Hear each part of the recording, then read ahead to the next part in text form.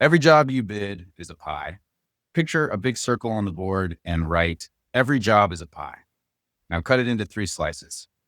One slice is in-house labor, your crew, colored blue. One slice is subcontractors, colored purple. And one slice is materials you supply, colored green. Every project has these 3 ingredients in some proportion. Some jobs lean heavily on your guys, some lean heavily on subs, some are material heavy. That mix isn't just an estimating detail. That mix drives how much money the job actually produces for your company and whether it can support the people on your payroll. Let's put some simple numbers to it. Down the left side of the board, write the 3 cost types. In-house labor, $600. Subcontractor, $300. Materials, $100. Add them up and you get a total cost of $1,000. This isn't a whole job, just a slice of one, but it's enough to see how the math works. 600 of that cost is your guy swinging hammers. 300 is a sub you're managing. 100 is material you're buying and supplying. Now here's where things start to separate. Next to each of those costs, draw a markup arrow. For in-house labor, write 50%. For subcontractors, write 25%. For materials, write 20%. Most contractors already do something like this, even if they don't write it down. You mark up your own labor the most because you carry the payroll risk, the supervision, the callbacks, and the downtime. Subs get a smaller markup. Materials usually get the smallest. Now to the math. $600 of labor times 1.5 equals $900 billed. $300 of sub work times 1.25 equals $375 billed. $100 of materials times 1.2 equals $120 billed. Add those billed numbers together and you get $1,395. Your total cost was $1,000. So your gross profit on this slice is $395. Divide that profit by the price and you're sitting at about a 28% margin. So same job, same crew, same strategy. And the numbers feel pretty healthy. Now erase just the cost amounts and redraw the pie. This time make it mostly purple. This is a sub-heavy job. Write the new numbers.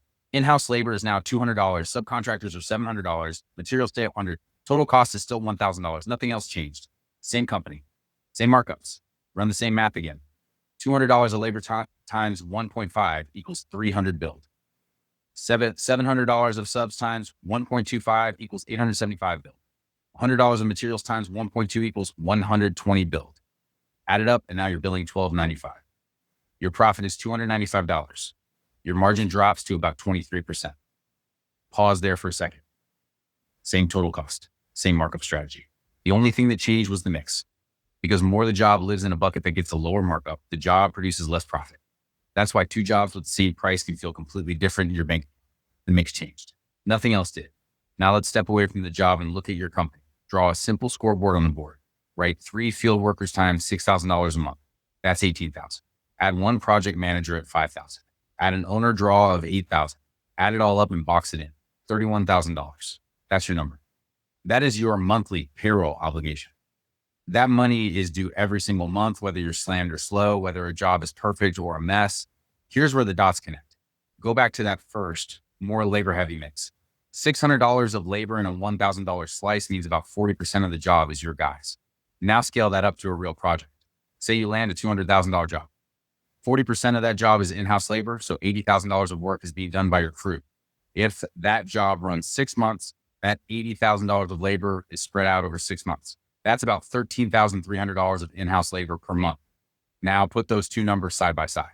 $13,000 a month coming from that job, $31,000 a month going out in payroll. Draw a gap between them. That one job is only covering about 43% of your payroll. That doesn't mean it's a bad job. It does mean that by itself, it cannot feed your whole team. You either need multiple jobs like this running at the same time, or you need jobs with a bigger labor slice, or you need to know you're intentionally filling the gap some other way. This is where a lot of contractors get stuck. They look at margin and think this job is profitable, so I'm fine. But margin doesn't tell you whether your people are covered. Only the in-house labor slice does that.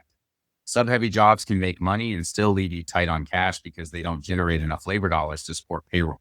So draw the pie one last time, circle the blue labor slice, and write 2 phrases next to it. Know your mix, know your number. Before you bid the next job, ask yourself 2 simple questions. How much of this job is my guys? And does the in-house labor in this project help cover my monthly payroll number? If the answer is yes, it's probably the right kind of work for your company.